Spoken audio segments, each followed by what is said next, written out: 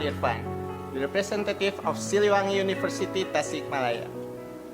Here I will describe my ideas about the potential of Canna edulis as carbohydrate source in supporting food security. Food is a basic need of every human. Food supplies should be sufficient for the entire community to stabilize national food security.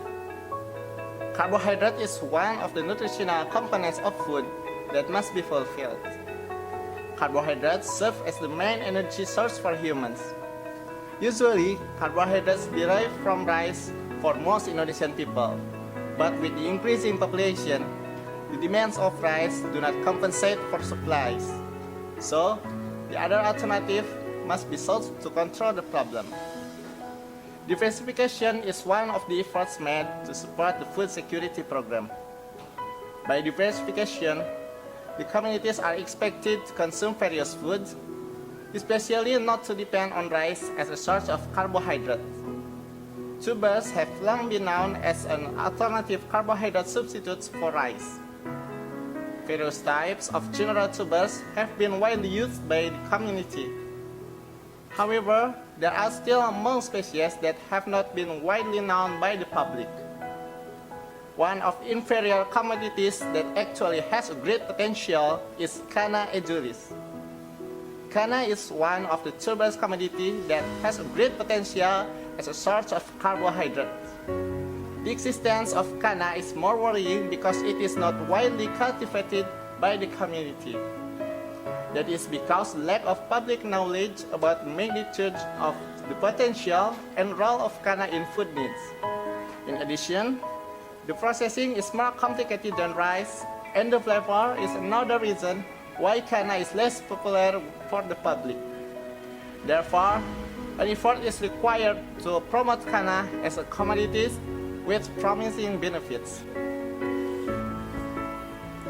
Canna has many advantages to be used as a food source. Canna has a high fiber content, so it is good for digestion.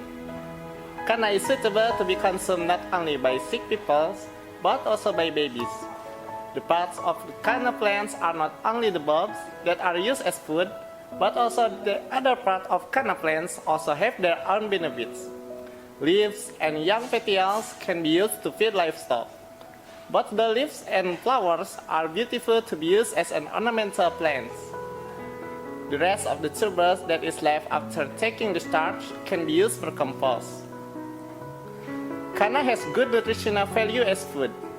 The carbohydrate content of canna bulbs is higher enough than other tubers, making it suitable as a source of energy. Canna contains starch that is about 90%, while the sugar content is about 10%, so that the taste of canna bulbs is not too sweet. Canna is also included as a tuber that contains calcium, phosphorus, and iron out of its small amounts. In sector of agronomy, canna is classified as commodity that is simple enough to be cultivated. Some of the advantages of canna are the extent of tolerance to drought, extreme weather, and highly efficient in the use of nitrogen.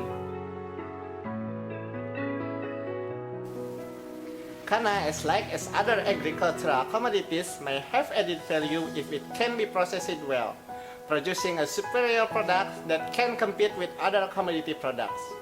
The lower price of canna in the market can be used as potential than other commodities in order to be used as an alternative source of nutritious food at a price that more affordable by every strata of society. Therefore, the processing of canna commodities are expected to attract consumer taste and interest manufacturers to develop these products as food with potential of high competitiveness. Some of the processed products of canna that could be developed are canna flour and canna starch. Those products can be used as an alternative to wheat flour, so a variety of food products can be produced from them, such as canna petelo, canna noodles, cendol, biscuit, and others. So, based on the description, it can be concluded that Canna edulis, with all of its advantages, has a great potential to be used as a carbohydrate source to support food security program. So, It's all about my presentation. Thank you so much. See you.